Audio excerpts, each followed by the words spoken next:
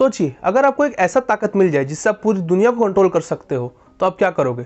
तो इस बात को सोचो और आखिरी में कमेंट करके जरूर बताना, क्योंकि आज हम इसी एक ताकत के बारे में जानने वाले हैं जिसका नाम वीटो है। और भी तमाम खबरें जानेंगे, तो आखिरी तक वीडियो में बने रहिएगा। अब बढ़ते हैं आज की पहली खबर की ओर।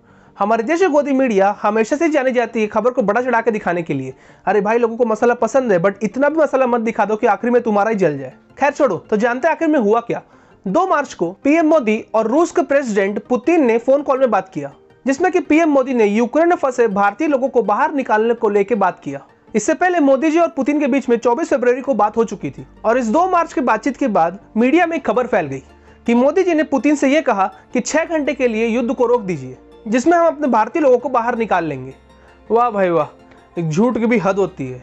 बिना किसी सबूत के मीडिया ने इतनी बड़ी बात कह दी, जिसके बाद MEA यानी मिनिस्ट्री ऑफ एक्सटर्नल अफेयर्स के स्पोक्स पर्सन अरिंदम बख्शी ने इस बात को गलत ठहराया। तो मतलब हमारी मीडिया कुछ भी बोलती है। इतना ही नहीं, 2 दिन पहले एक न्यूज चैनल ने यह भी कह दिया कि यूक्रेन अब EU का सदस्य बन गया है। तो सोचिए इस मीडिया पर हम किस तरह के भरोसा करेंगे। अब बढ़ते हैं अगली खबर की ओर। रशिया यूक्रेन के बीच में चल रहा जंग थमने का नाम नहीं ले रहा है, और इसी बीच सुबह यह भी खबर आई कि भारत के एक छात्र को गोली लग गई, जिसके बाद उस छात्र को हॉस्पिटल ले जाया गया, पर अभी तक उस छात्र को कोई डिटेल्स बाहर नहीं आई है। बस कामना यही करते हैं कि वो छात्र सही सलामत हो। और यूक्रेन में फंसे भारतीय स्टूडेंट्स की वीडियो भी बाहर आ रहे हैं, जिसमें कि वो ये कह रहे हैं कि उनके पास अभी बहुत ही कम खाना बचा हुआ है, और अब तो वहाँ बिजली भी नहीं रहता, जिससे उन्हें पूरा दिन अंधेरे में बिताना पड़ता है। और उनका यह भी कहना है कि वो यूक्रेन में स्थित इंडियन एम्बेसी में लगातार कॉल करते हैं, बट वहां से कोई रिस्पॉन्स नहीं आता है। तो उन्हें समझ नहीं आता है कि वो जाए तो जाए कहाँ। वो सिर्फ इसी दिन के इंतजार में है कि कोई ना कोई आके उनको बचाएगा और सही सलामत वो भारत लौटेंगे। और हमारे भारत में तो आंकड़ों का गेम चल रहा है, कभी 6000 कभी 7000 लोग को वापस ला दिए। वो चीज़ बहुत अच्छी है, देखो इतने सारे लोग को लाए हैं, बहुत अच्छी बात है। पर सरकार को खुशी तब बनाना चाहिए जब सारे यूक्रेन में फंसे लोग भारत लौट जाए, क्योंकि दिन प्रतिदिन यूक्रेन में हालत बिगड़ते जा रहा है। अब हम अगली खबर की ओर बढ़े, उससे पहले इस वीडियो को देखिए। मजबूत हो, इन सारी समस्याओं का समाधान उसी में है। उसी प्रकार से मैं तो अभी भी मानता हूं कि अगर देश में पहले से मेडिकल एजुकेशन की नीतियां सही होती तो आप लोगों को बाहर नहीं जाना पड़ता। कौन माँ बाप चाहते कि इस छोटी उम्र में अकेले भेज दे? कोई माँ बाप नहीं चाहता, लेकिन अब लगे हैं। ये वीडियो वाराणसी का है, जहां मोदी जी कुछ मेडिकल स्टूडेंट से मिले जो यूक्रेन से लौटे ऑपरेशन गंगा के तहत, और इन सब स्टूडेंट से मोदी जी ने बात किया। उसका मोदी जी ने यह भी कहा कि अगर हमारे देश की मेडिकल एजुकेशन की नीतियां पहले से ही अच्छी होती तो आप जैसे बच्चों को बाहर जाकर पढ़ने की जरूरत नहीं पड़ती। मतलब अगर आपको समझ में नहीं आया तो सीधी बात यह है कि मोदी जी पुराने जो सरकार थी उनके ऊपर निशाना साधे।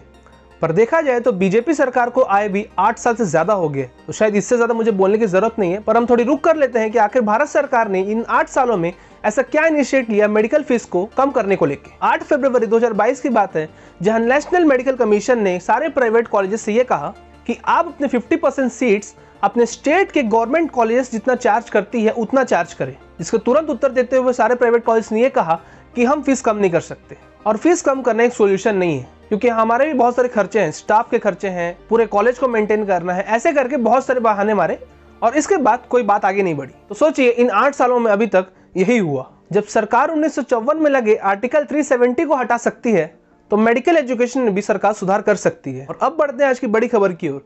अब अमेरिका रशिया को UNSC यानी United nation of security council के परमानेंट मेंबर से बाहर निकालना चाहता है, और कुछ देश से यह भी अपील कर रही है कि रशिया को हटा के इंडिया को परमानेंट मेंबर में ले लिया जाए। तो सबसे पहले हम ये जानते हैं कि आखिर UNSC क्या है। UNSC यूनाइटेड नेशन के 6 प्रमुख अंग में से एक अंग है। तो ये 6 कौन कौन से अंग हैं?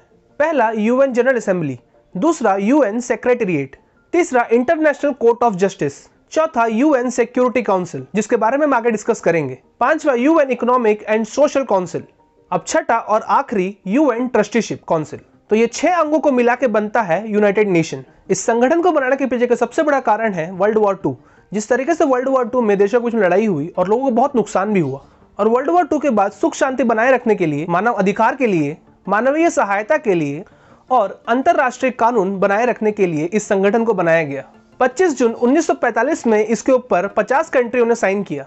तो ये रहा UN के बनने के पीछे का कारण। और अब जानते हैं United nation of security council क्या है। इस सिक्योरिटी को देख के हम ये अनुमान लगा सकते हैं कि ये देशों की सिक्योरिटी को लेकर, यानी सुरक्षा को लेकर और सुख शांति को लेकर बात किया जाता है, जिसमें कुल 15 मेंबर्स हैं, 5 परमानेंट मेंबर और 10 नॉन परमानेंट मेंबर। अब जानते हैं 5 परमानेंट मेंबर में कौन है। China, France, Russia, United kingdom और यूनाइटेड स्टेट्स। ये 5 परमानेंट मेंबर है और ये 5 परमानेंट मेंबर के पास वीटो पावर है। इस वीटो पावर के बारे में हम बाद में डिस्कस करेंगे अभी। और अब जान लेते हैं कि कौन से 10 कंट्रीज है जो कि नॉन परमानेंट मेंबर हैं। अल्बानिया, ब्राजील, गबन, घाना, इंडिया, केनिया, मैक्सिको, नॉर्वे और यूनाइटेड अरब एमिरेट्स, ये 10 कंट्रीज है जो कि नॉन परमानेंट मेंबर्स हैं। तो अब जानते हैं जो यूएनएससी के परमानेंट मेंबर है उनके पास जो वीटो पावर है, इससे क्या होता है। तो इसको समझते हैं एक एग्जांपल के साथ। हम सबको पता है कि कोरोना वायरस चाइना से आया है, तो अगर हम पूरी दुनिया मिलकर चाइना के ऊपर हमला भी करना चाहे फिर भी नहीं कर सकते, क्योंकि चाइना के पास वीटो पावर है। वो एक बार वीटो बोलेगा और कोई उसके ऊपर कुछ नहीं कर पाएगा, क्योंकि कुछ भी स्टेप लेने से पहले ये जो 5 कंट्रीज है, जो 5 परमानेंट कंट्रीज है, उनका सहमति होना जरूरी है। और इसी वीटो के कारण भारत भी अभी तक बचता आया है। अब आप बोलोगे कि भारत के पास तो वीटो है ही नहीं, तो वीटो कैसे इस्तेमाल कर सकता है। भारत के पास वीटो नहीं है, पर भारत कुछ ऐसे देशों के साथ संबंध बनाया है जिसके पास वीटो है, जैसे कि रशिया। यूनाइटेड स्टेट्स बहुत बार इंडिया पाकिस्तान की लड़ाई के बीच में दखल देने की कोशिश की है, और हर बार रशिया वीटो का इस्तेमाल करके भारत को बचा लेता था, जिसकी वजह से भारत के ऊपर कोई कार्रवाई नहीं हुई। तो यह है वीटो का पावर। तो अब आपको समझ में आ चुका होगा कि यूएनएससी क्या है। और अब बात आती है रशिया को यूएनएससी से हटाने की। तो अभी के लिए संभव नहीं है, क्योंकि अभी तक इतिहास में कभी ऐसा नहीं हुआ है। और अगर होता भी है, जब रशिया दूसरे के ऊपर वीटो इस्तेमाल कर सकता है, तो वो अपने ऊपर वीटो का इस्तेमाल करके इस चीज को रोक देगा। तो आज का वीडियो यही तक था, और ऐसे वीडियोस के लिए मेरे चैनल को सब्सक्राइब करना ना भूलें। और इस वीडियो को बनाने के पीछे जो इक्विपमेंट्स मैंने यूज किया है उसे मैंने डिस्क्रिप्शन में ऐड कर दिया है, अगर आप देखना चाहते तो देख सकते हैं। नमस्ते।